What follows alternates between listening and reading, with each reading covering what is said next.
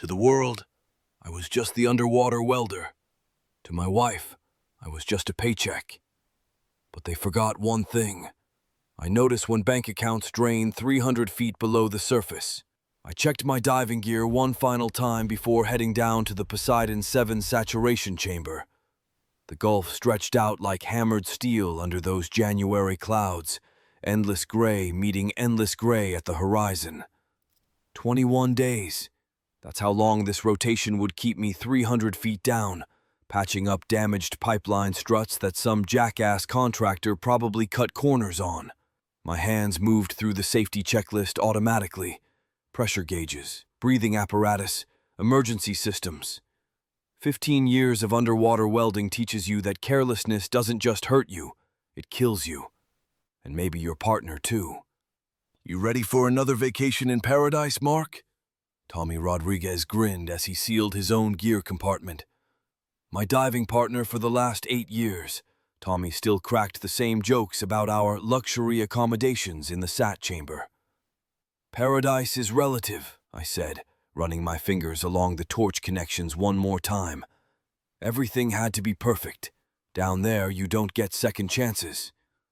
I pulled out my phone to text Linda before we went under. Communication would be limited to scheduled surface intervals once we started compression. Heading down. See you in 3 weeks. Kiss Emma for me. Her response came back quick. Stay safe. Love you. Standard goodbye. Nothing unusual. I slipped the phone back into my suit pocket and followed Tommy toward the chamber entrance. The familiar weight of responsibility settled on my shoulders, not just for the job, but for Linda and Emma back home in Bayshore Heights. This rotation would bring in enough to cover Emma's piano lessons for the rest of the year, maybe even start that college fund we'd been talking about. The saturation chamber sealed with a pneumatic hiss that always reminded me of a coffin closing. The compression process began immediately, slowly increasing pressure until our bodies could handle the crushing depths where we'd be working.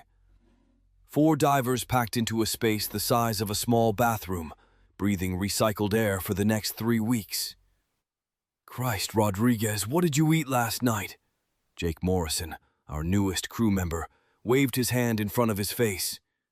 Your mom's cooking, Tommy shot back without missing a beat. I tuned out their banter and focused on the structural damage reports spread across my small workspace. Pipeline Strut 7 had stress fractures along the main support beam. Strut 12 showed signs of metal fatigue near the junction points. Standard wear and tear for a platform this old, but nothing that couldn't be fixed with proper welding technique. The chamber walls pressed in around us, sterile white metal that would be our entire world until the job was done. I'd done this rotation 43 times in my career. Should have felt routine by now, but something felt different this time. Maybe it was the way Linda had been distant lately, or how she'd started working late more often. Or maybe it was just the January blues getting to me. Either way, I pushed the feeling down and focused on the work ahead. At 300 feet below the Gulf surface, the world turned into absolute darkness beyond my helmet lights. The pressure gauges on my suit read numbers that would crush an unprotected human in milliseconds. But down here, wrapped in steel and breathing mixed gas, I was in my element. My torch ignited with a brilliant flare, sending sparks cascading through the black water like underwater fireworks. The damaged pipeline strut stretched out in front of me, stress fractures clearly visible in the metal. I methodically began the repair process, laying down perfect bead after perfect bead of molten steel. This was where I belonged, not in some office pushing papers or playing politics. Down here, 300 feet below the surface, where precision mattered and bullshit couldn't survive the pressure. The work demanded everything I had, total focus, absolute attention to detail. One mistake could compromise the entire platform's stability. Through my comm system, I heard only the steady rhythm of my own breathing and occasional crew updates. Strut 7 looking good, Mark, came Tommy's voice through the static. Clean welds. Copy that. Moving to junction point 2. The familiar rhythm of the work settled over me. Measure, cut, weld, inspect. Measure, cut, weld, inspect. Each step deliberate, each movement calculated. Down here, there was no room for emotion or distraction, just the job and the darkness and the crushing weight of the gulf above. 4 hours into the shift, I surfaced for my scheduled break. The decompression chamber felt like a luxury suite compared to the depths, even though it was just another metal box. I peeled off my helmet and checked my phone out of habit. That's when it happened. My phone was still connected to a call. Somehow it had activated in my suit pocket during the dive. A pocket dial to my home number.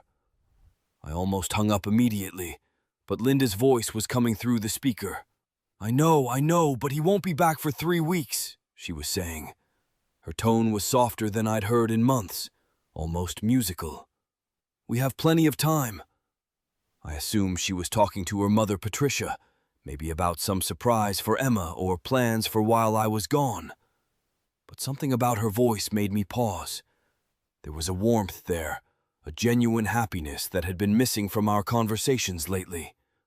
The connection crackled with static from the depth interference. I adjusted the phone, trying to hear better. I miss you too, Linda continued, and there was laughter in her voice. Real laughter, not the polite chuckles she'd been giving me for the past year. Tomorrow night. Yes, I can make that work. The line went dead. I stared at the phone for a long moment. Could have been anyone. Her sister, her friend Sarah from the neighborhood, maybe someone from Emma's school about a parent meeting. Linda had always been social, always organizing something or coordinating with other parents. But that tone. When was the last time she'd spoken to me with that kind of warmth? I shook my head and pocketed the phone. 21 days underwater made a man paranoid. I had work to do. The next day brought another 4-hour shift on the pipeline repairs. The work went smoothly. Strut 7 was nearly complete, and I'd started preliminary work on Strut 12. The familiar routine of the depths helped push away the nagging thoughts about Linda's phone conversation. During my surface break, I pulled out my phone to check messages. Nothing from Linda, which wasn't unusual. She knew I was working and wouldn't expect constant communication. But as I scrolled through my missed calls, I noticed something odd.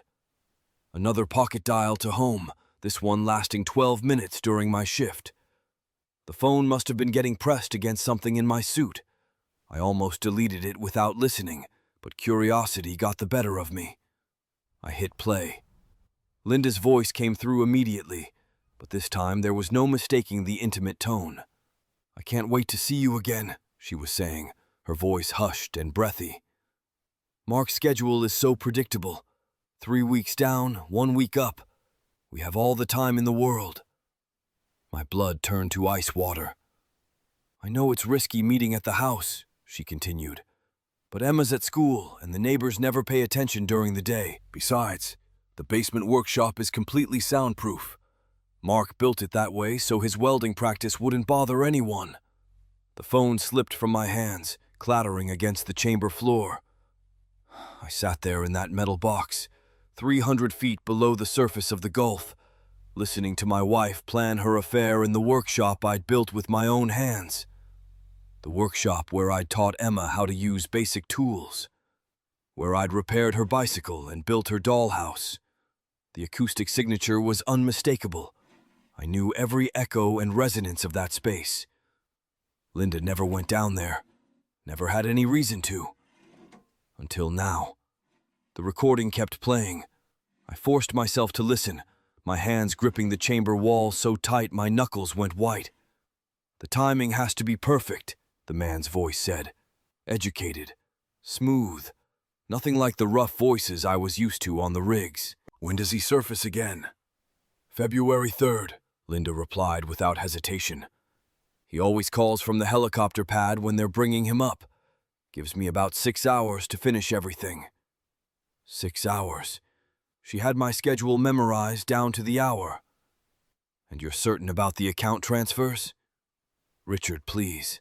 I've been managing our finances for years. Mark never looks at the statements. He just assumes I'm handling everything properly. Richard. So that was his name. The retirement fund cleared yesterday, she continued. 43,000. The savings account will be next week, once the hold period expires. By the time he realizes what's happening, we'll be long gone. My diving knife was in my hand before I realized I'd drawn it. The blade caught the LED light, throwing sharp reflections across the chamber walls. I stared at it for a long moment, then slowly sheathed it. Not like this. Not down here. What about Emma? Richard's voice again. A pause. Too long of a pause. She'll understand eventually, Linda said finally. Kids are resilient. And Mark's a good father. She'll be fine with him.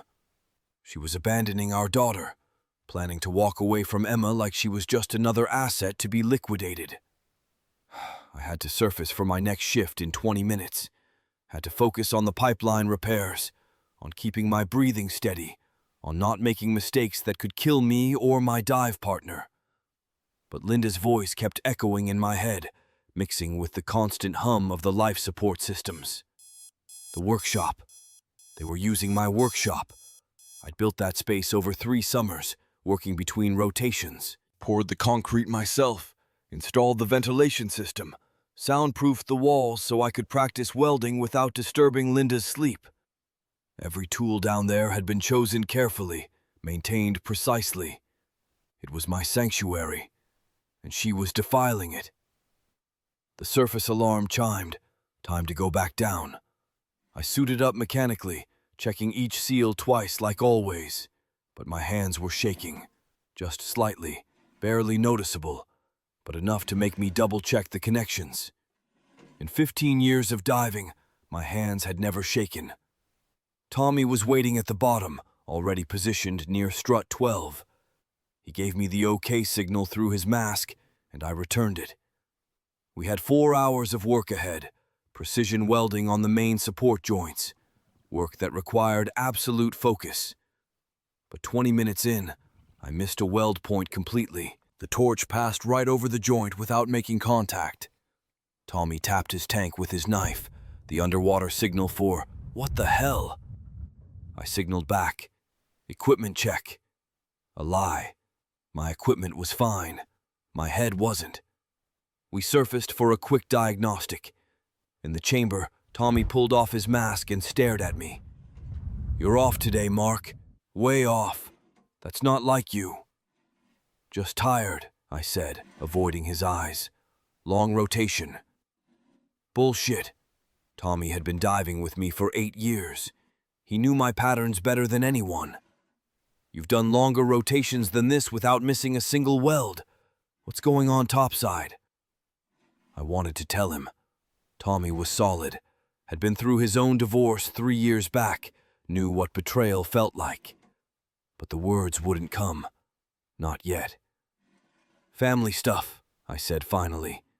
He nodded, didn't push. "You need to get your head straight before we go back down. This isn't hobby welding. One mistake down there and we're both dead." He was right. I spent the next 10 minutes running through my breathing exercises, forcing my mind back to the technical requirements. Weld temperature, electrode angle, travel speed, the familiar precision of numbers and measurements. But when I checked my phone during the break, there was another pocket dial.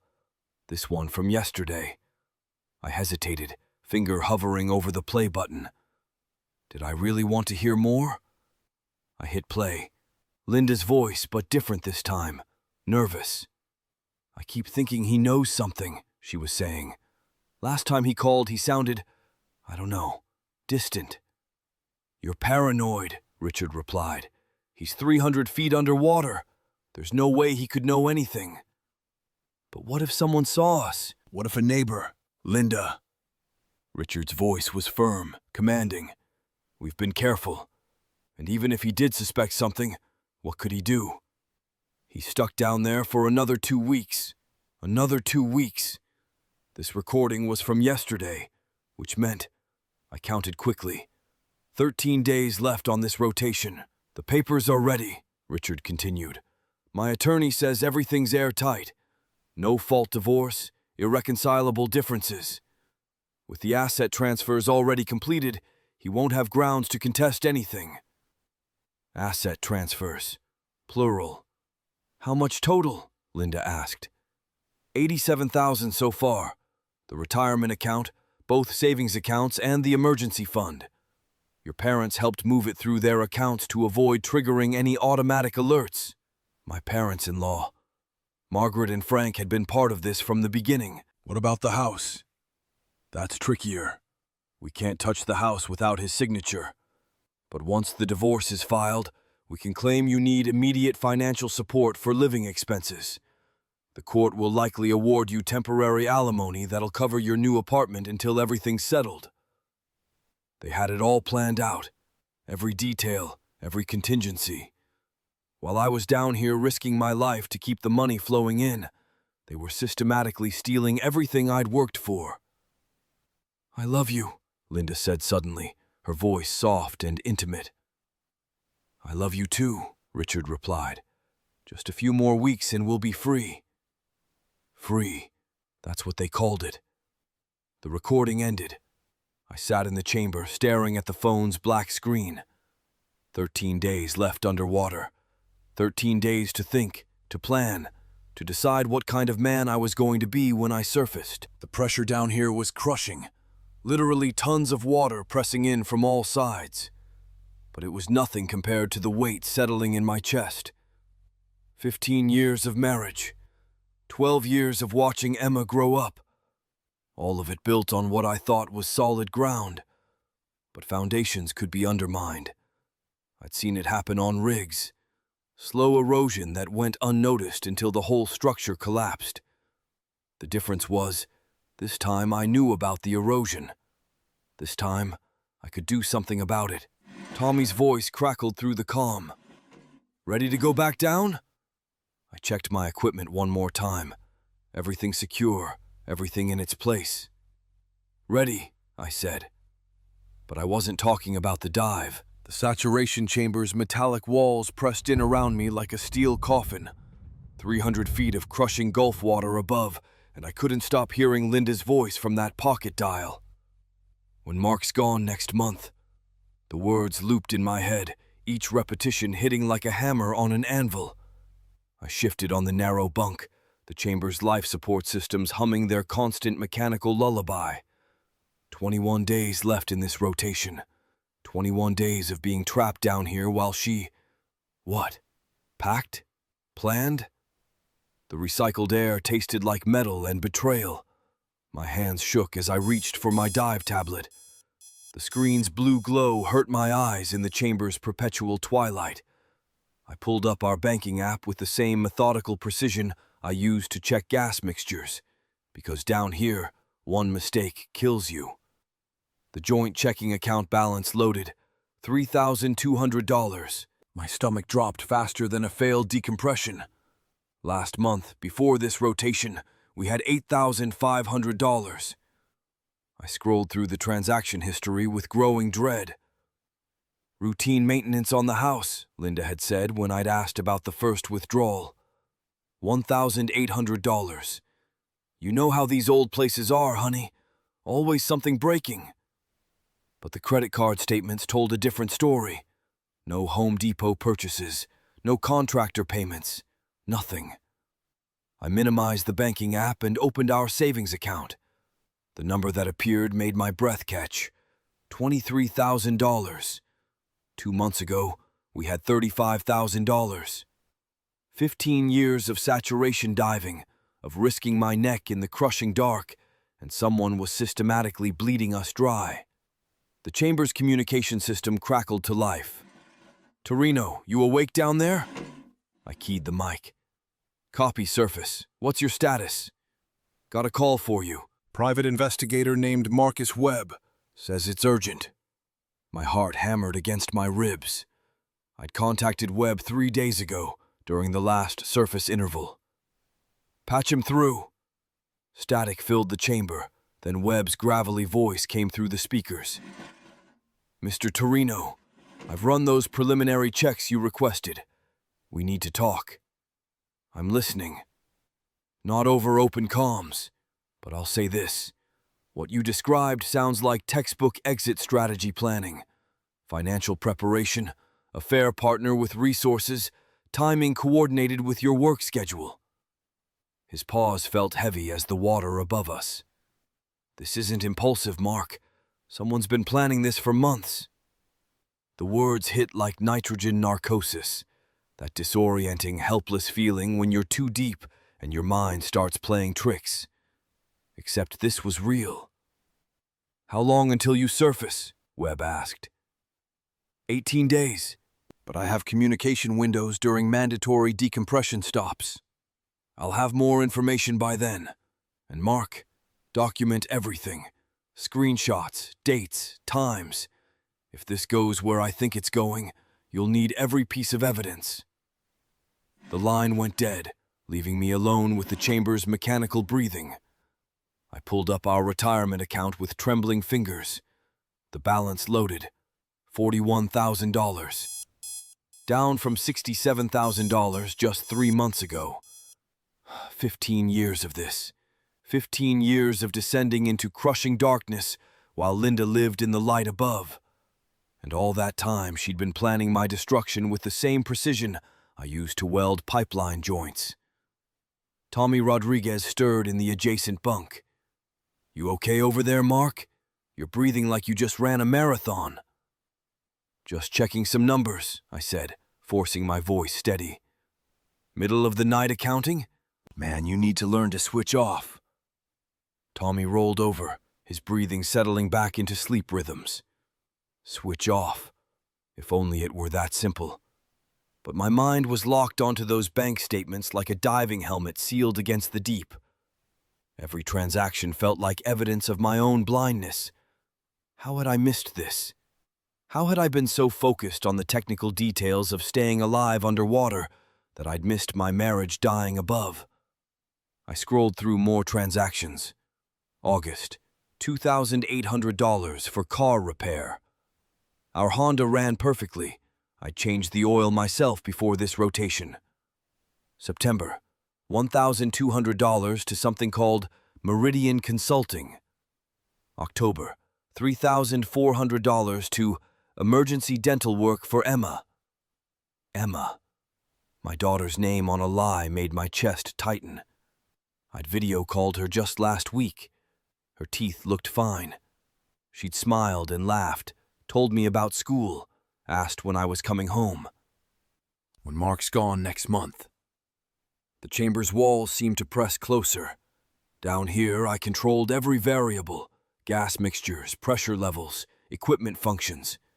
Everything measured, documented, verified. But up there, in the world of sunlight and air, someone had been running a different kind of operation entirely. My tablet chimed with an incoming message. Linda's name appeared on the screen, and for a moment, my heart actually lifted. Maybe this was all a mistake. Maybe there was an explanation. Missing you down there. Emma drew you a picture. A diver with a big smile. Can't wait for you to come home. Love you. The words should have been comfort. Instead, they felt like a knife between my ribs. How could she type those words while systematically emptying our accounts? While planning whatever came next? I took a screenshot of her message, then another of the bank statements. Webb was right. Document everything. In my line of work, you learned that equipment failure was rarely sudden. There were always signs, patterns, small indicators that something was wrong. You just had to know how to read them. The dive supervisor's voice echoed through the chamber's speakers. Torino, you're scheduled for 12-hour bottom time tomorrow. Manifold repairs on the Christmas tree valve assembly. Get some rest. Copy that, I replied, though sleep felt impossible. 12 hours of welding in total darkness tomorrow, where a single distraction could be fatal. 12 hours of trying to keep my mind on gas flow rates and joint integrity, while my marriage crumbled 300 feet above my head. I closed the banking apps and pulled up my dive procedures checklist. The familiar routine provided an anchor in the chaos. Equipment inspection, gas mixture verification, Communication protocols. Down here, precision meant survival. Maybe up there, that same precision was the only thing that could save what was left of my life. The morning surface interval brought rough seas and rougher discoveries. I sat in the dive vessel's cramped communications bay, my tablet balanced against the metal table that vibrated with each wave. The satellite connection crawled, but I had 18 hours before my next descent. Plenty of time to dig deeper into the financial grave Linda had been digging. I called First National Trust, our secondary bank, the one we'd opened for Emma's college fund. First National Trust, customer service. This is Jennifer speaking. This is Mark Torino. I need to check the balance on account ending in 4782. A pause. Keyboard clicking. I'm sorry, Mr. Torino, but that account was closed last month. Your wife handled the closure personally. The pen in my hand snapped. Black ink bled across my dive log like spilled oil. Closed? The word came out strangled. What was the balance when it closed? $18,412. The funds were transferred to another account per Mrs. Torino's instructions. 18 grand. Emma's college fund. Gone. She provided proper identification and joint account authorization, Jennifer continued, her voice professionally cheerful. Is there anything else I can help you with today? I hung up without answering. The dive support vessel rocked gently in the Gulf swells, but I felt like I was free-falling through black water with no bottom in sight. Tommy walked past, heading for the galley. You look like hell, Mark. Everything okay topside? Yeah, I lied. Just checking some numbers. He nodded and kept walking. Good thing. I wasn't ready to explain that my wife had been erasing our financial foundation with the efficiency of a controlled demolition. The satellite internet crawled as I accessed our mortgage account through the bank's website.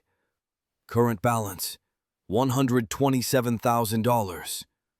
I scrolled down to the payment history, and what I found made my blood freeze in my veins. A $15,000 principal payment, made 3 weeks ago, while I was underwater. The payment source showed an account I'd never seen before. L. Blackwood Personal Trust. Blackwood, Patricia's maiden name. The dive vessel's fluorescent lights flickered overhead, casting shadows that seemed to move like pieces of my life rearranging themselves. Linda had told me we were behind on payments, stressed about money. She'd been worried, she said, losing sleep. All lies. She'd made the biggest principal payment in our mortgage history while I was trapped in saturation, using money from an account tied to her mother, Patricia and Gerald, my in-laws who smiled at Christmas dinner and asked about my dangerous job with such concern. They'd been involved from the beginning.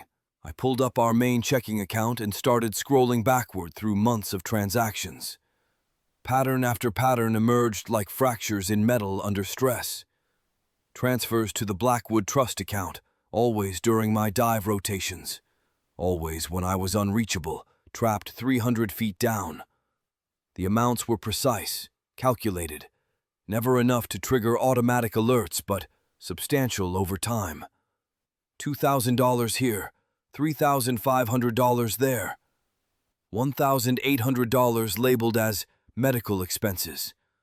$4,200 for home repairs that never happened. My hands shook as I added up the numbers. Over 8 months, they'd systematically drained nearly $30,000 while I worked in crushing darkness to provide for them. The chamber's recycled air tasted like betrayal. Even Linda's parents saw me as the mark, the sucker working himself to death while they picked his pockets clean. Tommy stirred in the adjacent bunk, mumbling about surface leave plans.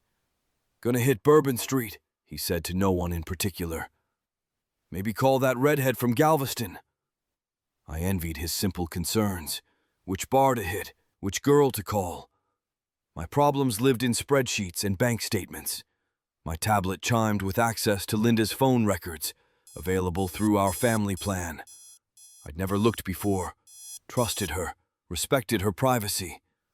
That trust felt like a luxury I could no longer afford. hundreds of calls to Richard Caldwell, but also frequent contact with Patricia Blackwood. The timing aligned perfectly with the financial transfers. Mother and daughter coordinating my destruction while I worked in the most dangerous job on earth to support them. The irony cut deep. I'd spent years risking my life in crushing depths, only to be destroyed by the people who were supposed to love me. The dive computer on the wall showed 18 hours until my next bottom time. I used every minute to document the conspiracy, organizing evidence with the same methodical precision I applied to underwater welding procedures. Screenshots of bank statements, account numbers, transaction dates, phone logs, all saved to an encrypted folder I labeled Foundation Failure. My phone buzzed with a text from Linda. "Miss you, honey. Emma's soccer game is Saturday. Wish you could be there. Can't wait for you to come home. Love you."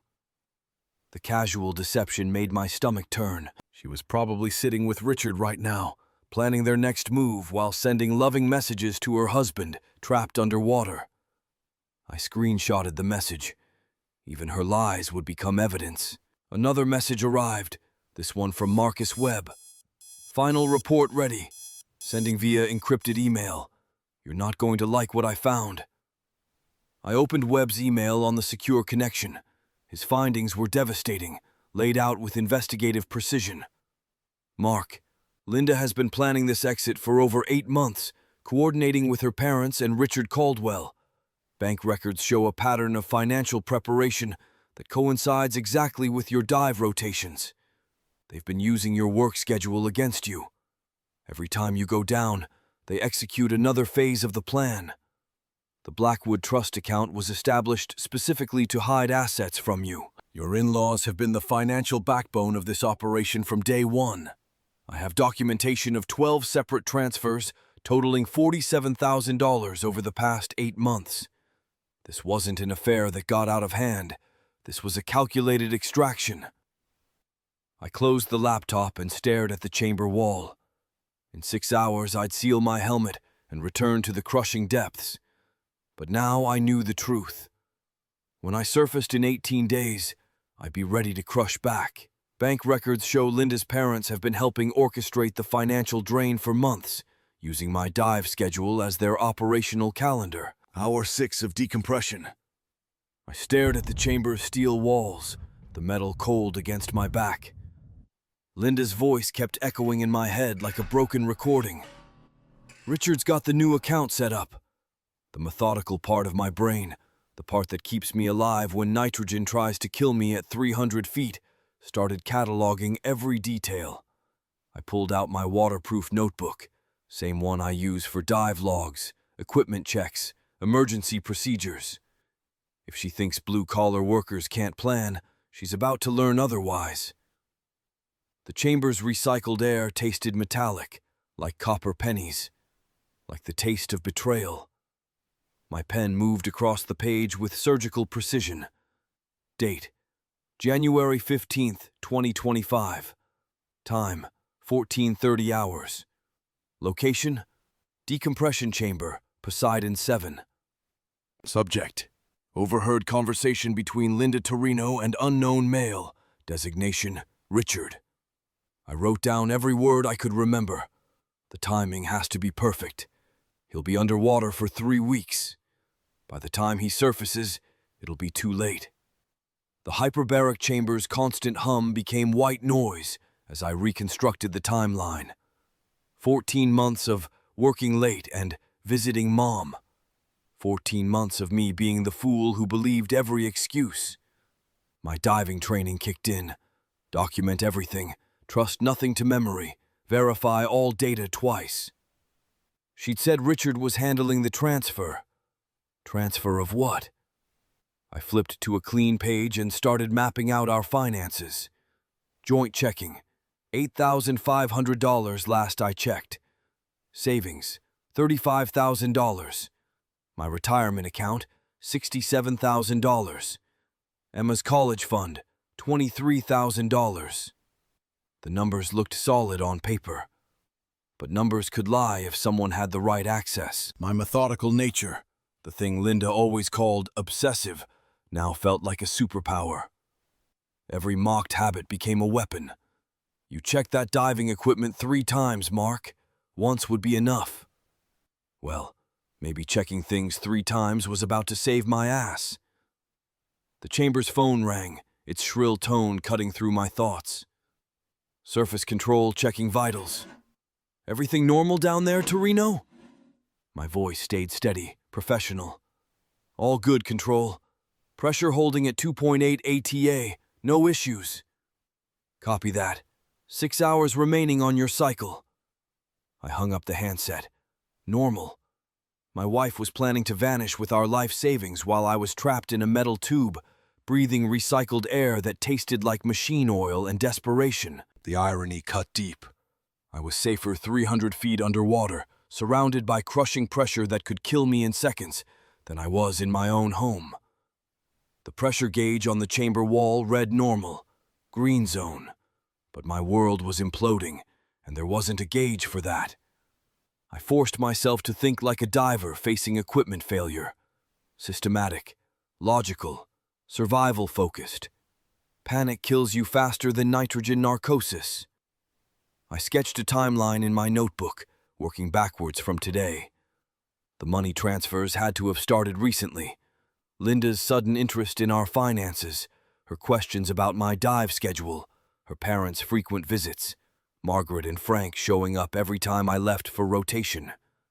I thought they were being supportive, helping with Emma while I was gone. Helping themselves was more like it. I drew arrows connecting events, Linda asking about my promotion to senior welder 8 months ago. Her excitement about the extra income. We can finally start planning for the future, Mark. More income meant more to steal. The chamber felt smaller with each revelation. I checked my watch, 5.5 hours left. 5.5 hours before I could access a computer, make phone calls, start verifying what I suspected. But the worst realization hit me like nitrogen narcosis, the kind that makes you think you can breathe water. Linda had filed preliminary divorce papers 3 days ago. I was certain of it now. The timing wasn't coincidence. She'd planned to serve me the moment I surfaced from this rotation, when I'd be exhausted, disoriented from 3 weeks of decompression cycles and sleep deprivation. "You always come back so tired, honey," she'd said before my last few rotations. "Maybe you should think about finding work closer to shore." Now I knew why she cared about my fatigue. A tired man makes mistakes. A tired man signs papers without reading them carefully. A tired man trusts his wife when she says the divorce will be simple and fair. The chamber's walls seemed to close in as the full scope of her calculation became clear. This wasn't just leaving. This was systematic destruction. She wasn't taking half of what we'd built together. She was taking everything and leaving me with the wreckage. I gripped my pen tighter and kept writing. If Linda wanted to play chess while I was underwater, she'd picked the wrong opponent. I'd spent 15 years working in an environment where one miscalculation meant death, where every procedure had to be followed exactly, where every detail mattered, where backup plans had backup plans. She thought she was playing against a simple welder who worked with his hands. She was about to discover she was playing against an engineer who happened to weld underwater for a living. I opened my laptop again, fingers moving across keys with the same precision I used on underwater torches. The chamber's Wi-Fi was weak but functional, enough to access our banking portal through the rig's secure connection. What I found made my blood run cold. The joint checking account showed a balance of $847. Last month, before my rotation, it held $8,200. Our savings account, the one we'd built for Emma's college fund, showed $1,340. It should have been $23,800, but it was the retirement account that stopped my heart completely. $12,400 remaining of what had been $67,000 just 8 weeks ago. I stared at the screen until my eyes burned. $54,600. Gone. Transferred in methodical increments over the past 2 months, while I was either underwater or exhausted from decompression. My hands trembled as I clicked through transaction histories. Transfer to First National Trust. Transfer to First National Trust. Transfer to First National Trust. The same account number, over and over. An account I'd never seen before. I grabbed my notebook and started writing, my engineer's mind taking over where my husband's heart wanted to break. Each transaction had Linda's digital signature. Each one occurred on days when I was either sealed in this chamber or sleeping off nitrogen saturation topside. The pattern was surgical in its precision. Tuesday, November 12th, $4,200 transfer. I was at 280 feet, repairing a damaged manifold. Friday, November 22nd, $6,800 transfer. I was in decompression, unconscious from exhaustion. Monday, December 2nd, $8,100 transfer. Back underwater, welding support struts in zero visibility. She'd studied my dive schedule like a predator learning its prey's habits. I pulled up our phone records next. Linda's calls to her parents had tripled in frequency over the past 3 months. But it was the calls to Meridian Financial Group that made my stomach drop. 17 calls in 6 weeks, each one lasting between 12 and 37 minutes. Richard Caldwell worked at Meridian Financial Group. I cross-referenced the dates. Every call to Meridian preceded a money transfer by exactly 2 business days. Like clockwork. Like a system. Like they were coordinating. The chamber's ventilation system hummed around me, recycling the same air I'd been breathing for 18 hours. But suddenly it felt like I was drowning in it. 15 years of marriage, and my wife had turned our life into a demolition project. I clicked through more records, my methodical nature overriding the rage building in my chest. Linda's credit card showed charges I'd never seen, restaurants I'd never been to, hotels during times when she claimed to be visiting her sister in Houston. A jewelry store charge for $2,400 on the day I descended for this rotation. She'd bought him something expensive with my money while I was sealing myself into this metal tomb to provide for our family. My phone buzzed with a text from Tommy Rodriguez. "How's the chamber treating you, brother? Surface crew says you're quiet this rotation." I typed back, "Working through some calculations. Nothing that can't wait." But that was a lie. Everything was waiting. Everything was about to change. I opened a new document on my laptop and started typing. Not notes this time. Evidence. Dates, amounts, account numbers, phone records. The same systematic approach I used for dive logs, where every detail could mean the difference between completing a job safely and never surfacing again. Linda thought she was playing a long game. But she'd made one critical error. She'd left a paper trail that led directly back to her. Every transaction documented, every call logged, every lie preserved in digital amber. At 300 feet underwater, you learn that pressure reveals the truth about everything. Weak welds fail, faulty equipment breaks, and apparently, faithless wives expose themselves when they think their husband is too far away to notice. I saved the document to 3 different cloud accounts, backed it up to an encrypted drive, sent copies to my personal email. In my world, redundancy meant survival. The chamber's intercom crackled. 14 hours to surface, Mark. How are you holding up down there? Systems are functioning within normal parameters, I replied. It was true. My systems were functioning perfectly. It was Linda's system that was about to experience catastrophic failure. I leaned back in my chair and closed my eyes, letting the chamber's steady rhythm wash over me. Tomorrow, when I surfaced, Linda would be expecting the same tired, trusting husband who descended 3 weeks ago. She'd probably have dinner ready, ask about my rotation, kiss my cheek while calculating how much more she could steal before serving those divorce papers. But the man emerging from this chamber wouldn't be the same one who'd entered it. I'd spent 15 years thinking I was married to Linda, but Linda had been married to my bank account, and my bank account was about to file for divorce first. The platform's crane lowered me onto the supply vessel's deck at 0600 hours. 21 days in the deep, and the Gulf's morning light felt like staring into a welding torch. My gear bag hit the deck with a metallic clang. 3 waterproof folders nested inside, each one sealed tighter than a dive helmet gasket. I pulled out my phone and powered it up for the first time in 3 weeks. 47 missed calls from Linda, 12 from numbers I didn't recognize. The screen showed 127 unread messages. I deleted them all without reading a single word. My fingers found David Chen's contact. "Ready to execute. Send everything simultaneously."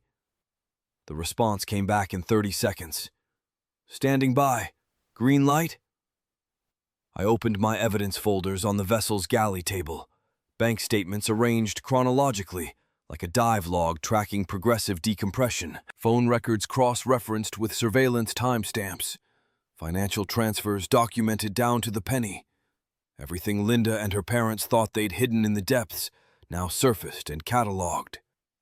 "Green light confirmed," I typed back.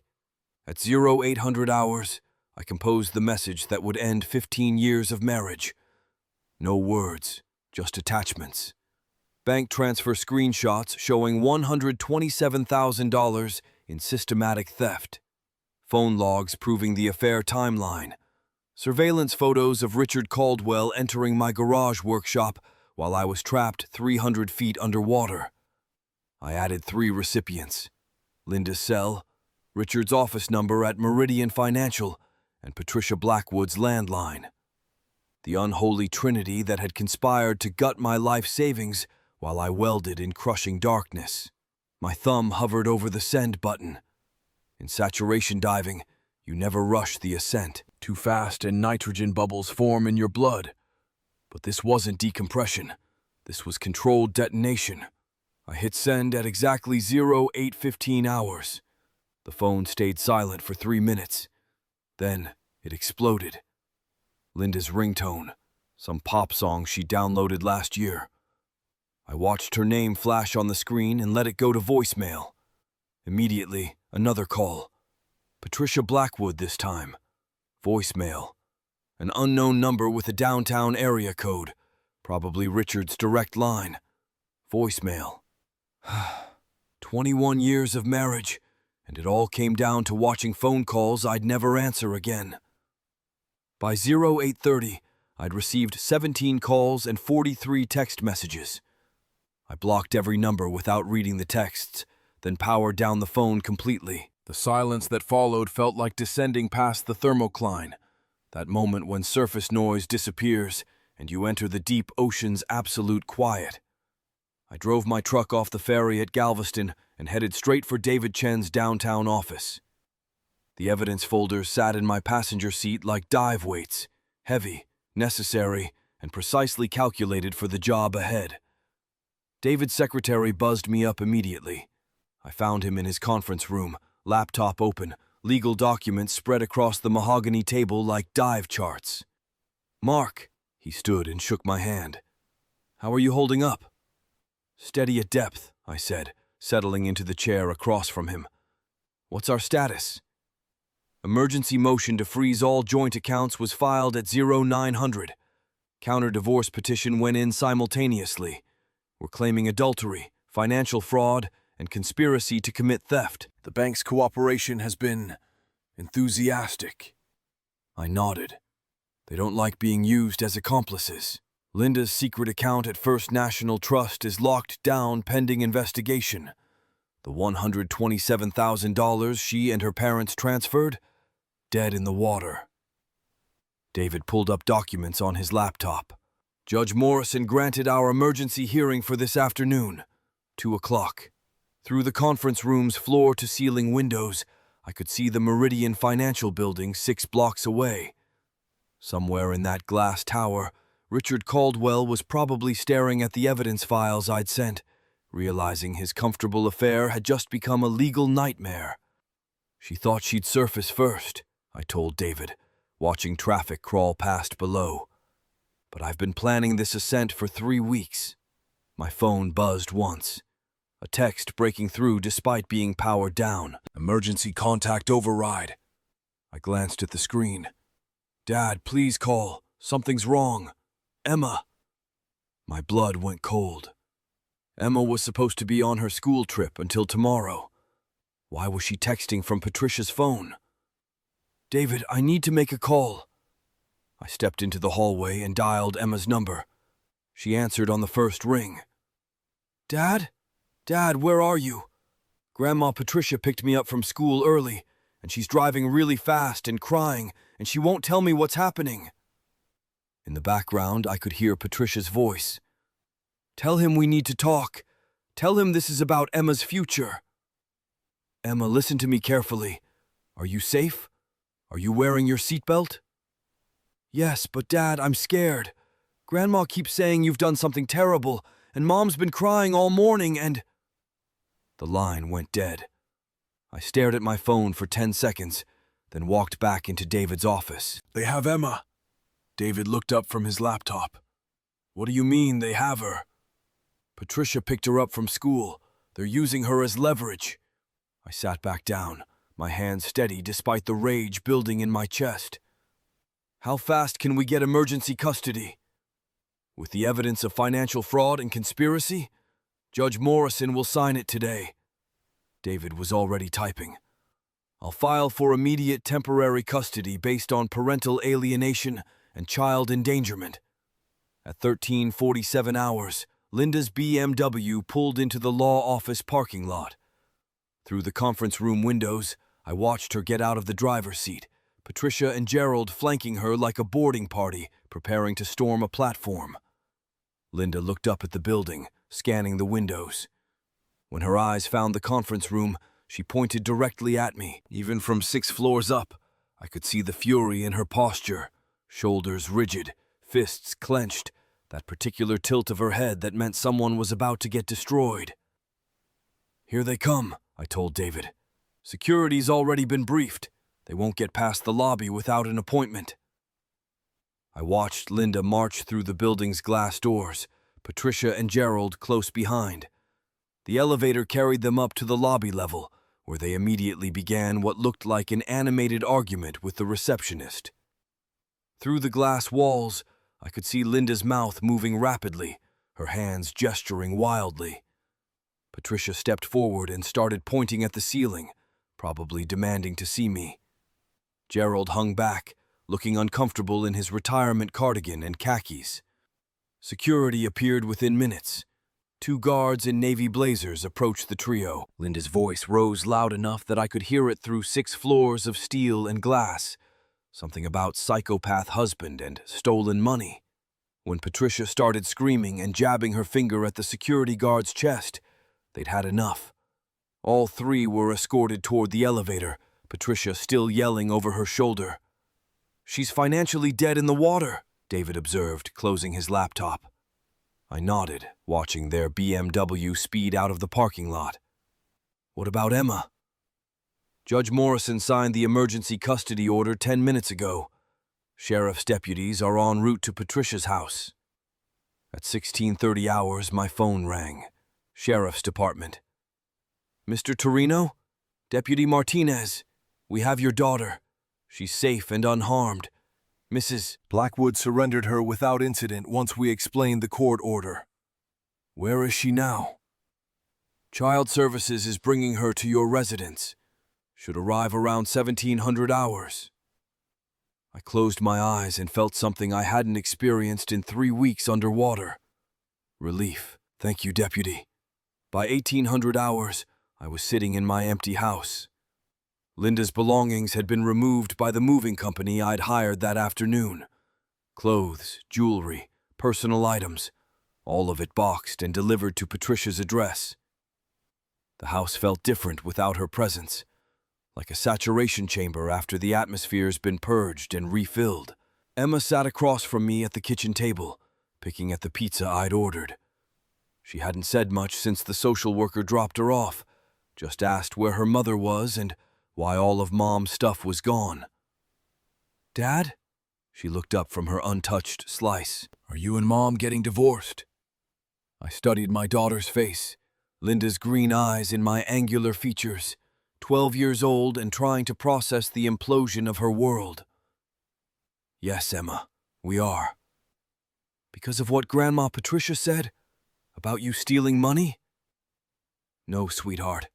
Because your mother stole money from our family and lied about it for a very long time. Emma nodded slowly, like she was working through a complex math problem. That's why you were so quiet when you called from the rig. You already knew. Smart kid. Too smart for her own good sometimes. I found out while I was underwater. I had to wait until I surfaced to do anything about it. Are we going to be okay? Like, money-wise? I reached across the table and squeezed her hand. We're going to be fine. Better than fine. Outside, the January wind rattled the windows. Tomorrow, Linda would wake up in her parents' guest room with frozen bank accounts and a daughter she couldn't see without supervised visitation.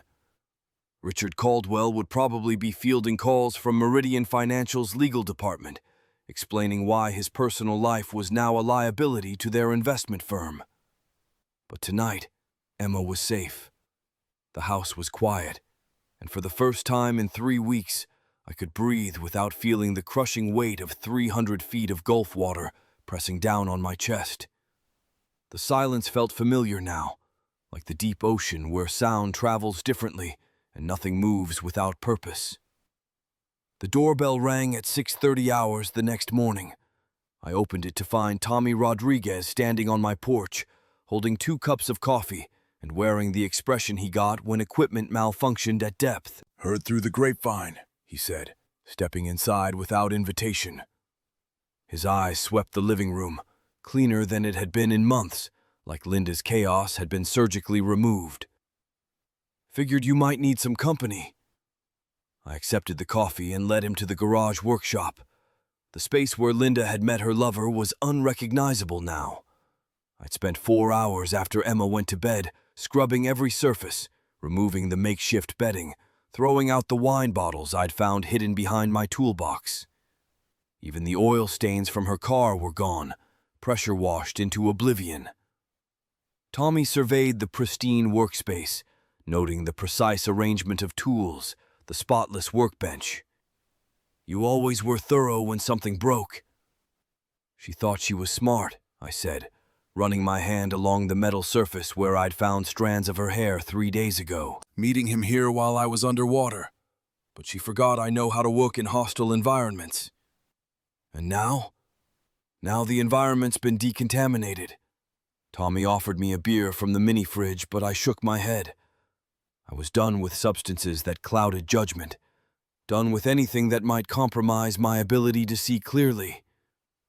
"You did what you had to do, Mark." I did what the situation required. I picked up a wrench, checked its calibration, set it back in its exact position. No more, no less. The custody hearing 3 weeks later was a formality. I sat in the courthouse wearing my only suit, watching Linda's court-appointed attorney shuffle through papers with the defeated air of someone defending the indefensible. Linda herself looked smaller somehow, her designer facade crumbling like corroded metal under pressure. I presented my evidence with the same methodical precision I used for dive logs. Bank statements arranged chronologically, phone records highlighted in yellow, surveillance footage time-stamped to the minute. Each document passed to the judge like a tool selected for a specific task. "Your Honor," I said when asked to speak, "the respondent systematically drained $127,000 from joint accounts while I was working saturation dives to support our family. This wasn't an impulsive decision. It was a calculated extraction planned over 8 months. Linda's sob echoed through the courtroom when the judge awarded me full custody. The sound should have affected me. Once, it would have. But sitting there, watching her shoulders shake, I felt nothing except the satisfaction of a job completed according to specifications. Victory tasted like recycled air. That evening, Emma sat at the kitchen table doing homework while I prepared dinner. The routine felt different now, more deliberate, less chaotic. No Linda rushing in late from mysterious errands. No tension crackling beneath forced normalcy. "Dad?" Emma looked up from her math worksheet. "Is Mom ever coming back?" I set down the spatula and turned to face her. The question deserved the same precision I'd given the judge. Your mother made choices that broke our family apart. She'll always be your mother, and you'll see her during supervised visits. But she won't be living here anymore. Emma nodded, processing this like she processed everything, with Linda's quick intelligence but without the manipulation. "Are you sad?" I considered the question while flipping her grilled cheese. Was I sad? The emotion felt foreign now, like trying to recall the taste of food eaten months ago. I'm disappointed that someone I trusted chose to lie to us. But I'm not sad that the lying is over. "Good," Emma said, returning to her homework. "I hated the fighting. There won't be any more fighting. And there wouldn't be.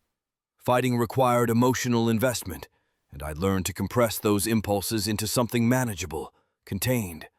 Like nitrogen in a saturation tank, present but controlled, unable to cause damage. Weeks passed in mechanical routine. I maintained the house with the same precision I maintained diving equipment. Emma's schedule ran like clockwork: school, homework, dinner, bedtime. When Marcus Webb called with updates on Linda's financial collapse, eviction notices, bankruptcy filings, her parents' retirement accounts drained to pay legal fees, I listened with detached interest. "She's living in a studio apartment in Riverside now," Webb reported, "working part-time at a department store. The investment banker dropped her once his firm started asking questions about his judgment." "Understood," I said, making notes in my logbook. "Send me the final report for my records." The satisfaction I'd expected never surfaced. Victory was just another depth marker in an ocean that had grown permanently cold. Standing on the dock before my next rotation, I understood the true cost of my precision. I destroyed Linda completely, but the process had required me to compress every emotion into a small, dark chamber.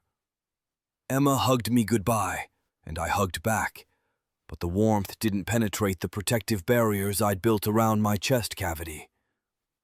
"I'll miss you, Dad." "I'll miss you too, sweetheart."